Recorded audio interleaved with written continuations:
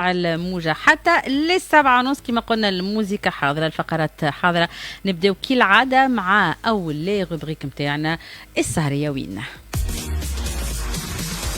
سهرية وين سهرية وين السهرية وين كالعادة نعملوا بكم دورة حول السهرات اللي موجودة وتنجموا تمشي وتصرفوا فيها. بالطبيعة كنا نحكي لكم أكثر هكا أريحية، خاصة بأن كنت فما العديد من المهرجانات اللي العديد منها كيف انتهى، لكن رغم هذايا المهرجانات مازالت متواصلة، السهريات مازالت متواصلة. باش نحكيو على مهرجان موسيقى العالم اللي في تبرقة. المهرجان هذايا اللي كان غاب سنوات وبعد غياب ويعاود يرجع من جديد.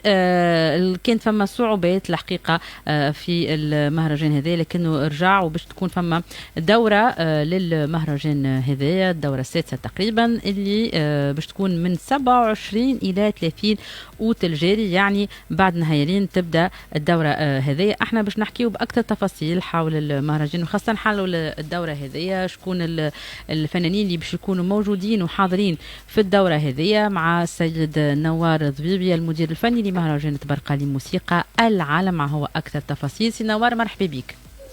مرحبا بك ومرحبا بكل مستمعي إذاعة الشباب، وسعيد ومتشرف اني نكون معاكم عبر اذاعه الشباب. شكرا لك، يعطيك الصحه انت زاد سيدي على قبول الدعوه.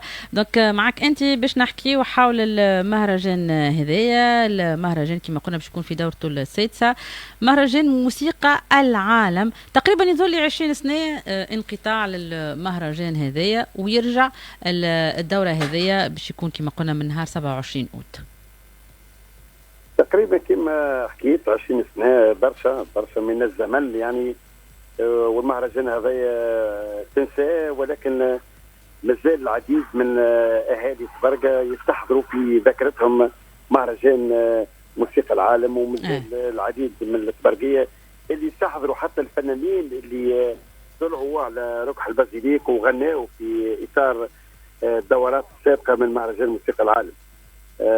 قلنا لما لا بعد المدة هذه الزمنية انه نرجعوا للمهرجان. نعرف ان الرجوع والاحياء المهرجان في حد ذاته صعب، ولكن هات نقولوا ماهوش مستحيل. نبداو. اي قلنا الدورة اثناء دورة العودة تبدا فيوز هكا، حتى ولو تبدا بليلتين ولا ثلاثة، قصيرة شوية. ومن بعد نمشيو في العروض الدولية ونمشيو في العروض الكبرى. ورانا احنا من خلال البرمجه نتاعنا الاوليه كانت ثم برمجه ثريه وتحتوي على عديد العروض الموسيقيه اللي كانت تجينا من جاز، تجينا من التوغو، فرقه تعزف الجاز، كانت ايضا ثم فرقه من كردستان وهم الان موجودين في المطار. ايضا فرقه نهر الخليل من مصر، الفنان القدير الكبير خالد ليمان من الجزائر اللي يعزف الموسيقى الصحراويه. كنا نحضروا في برمجه ثريه معناها فيها برشا انماط موسيقيه، فيها برشا عمق موسيقي، ولكن كما تعرف ما نخفيش عليكم اللي كل العروض الأجنبية اللي تقدم في المهرجانات الدولية هي تخضع لتراخيص من عدة جهات. نقول عدة جهات، ما نسميش وزارة، خاطر التراخيص وصال راهي معقدة وفيها برشا متاهات من مع بعض الإدارات. يعني أنت خاطر تلقى روحك تراسل إدارة التعاون الدولي في وزاره الثقافه، يقول لك لا راهو الملف مربوط باداره الموسيقى والرقص، يعني يلزم تحضير قبل مده باش نجم تكون موجوده. والزمن كان قصير وتهنا احنا في المتاهات الاداريه هذه.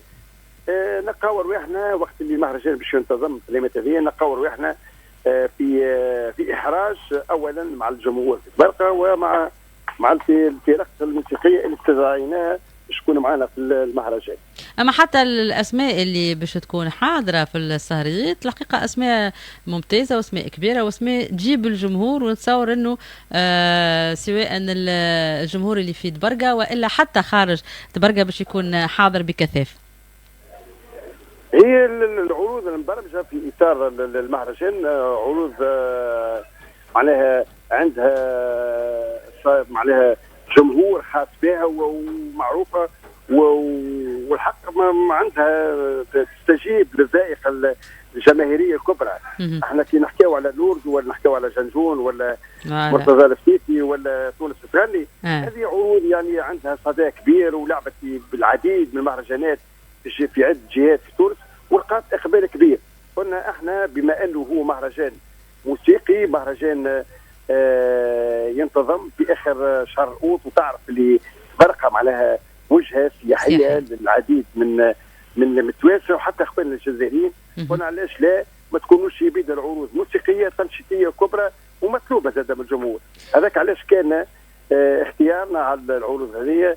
ما كانش الحق ساعات يقولوا والله عروض موسيقيه حيوين العالم، على غالب احنا حبينا عروض. ليه ميساج بالعكس، احنا البدايه نشجعوها، العوده بعد 20 سنه راه ماهيش حاجه سهله، وانه باش يعاود يلقى الاشعاع اللي كان عنده قبل يلزمها برشا خدمه. وبالعكس هي مبادره حلوه برشا انه بديتوا هكا الدوره الصغيره هذه، خلينا نقولوا في التوقيت نتاعها ولا في عدد الايام، لكن حتى العروض اللي موجوده فيها عروض باهيه، ومن بعد بشويه بشويه اكيد يرجع ياخذ الاشعاع اللي عرفوا المهرجان هذايا، مهرجان موسيقى العالم. نهار 27 اوت باش يكون الافتتاح مع نوردو.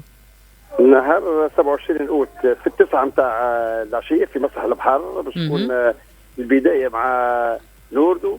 نهار 28 عرض جنجول ومعاه عرض ابن الجهه حمكاويتي خليل البريكي.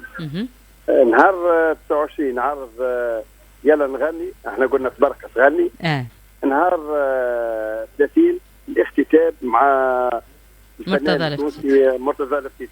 المهرجان فيه زاد ورشات نتاع ورشه الجيتار، ورشه الكمان مع سي نجيب هلالي، موجود ايضا بعض العزف المنفرد في بعض المقاهي في بعض الاماكن. يعني حابين نقولوا الفرقه فيها شويه موسيقى فيها كذا. نعرف اللي العوده معناها صعيبه، ولكن العوده في حد ذاتها والتفكير في العوده هو انجاز. الحق مش من حقنا نحلموا، والحلم السنة معناها على ارض الواقع كانت صعبه شويه، لكن اللي نوعد به انا كل جمهور في تبرقه انه موسيقى العالم في دوراته الجايه باش يكون فيه العديد من الالماس الموسيقيه، فيه العديد من الاسماء والقامات الفنيه الكبرى.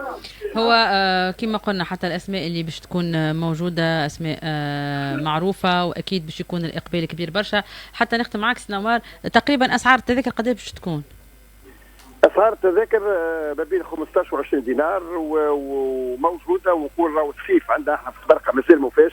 اكيد مازال السهريات مازالت متواصله، وتبرقه ترحب بكل زوارها وكل ضيوفها بكامل التراب التونسي، ومن حتى من الجزائر اخواننا مرحبا بهم في مهرجان موسيقى العالم. اللي يسمعوا فينا وخارج تبرقه ويحبوا يحضروا للحفلات، واحده من الحفلات هذوما، وين ينجموا يشريوا التذاكر؟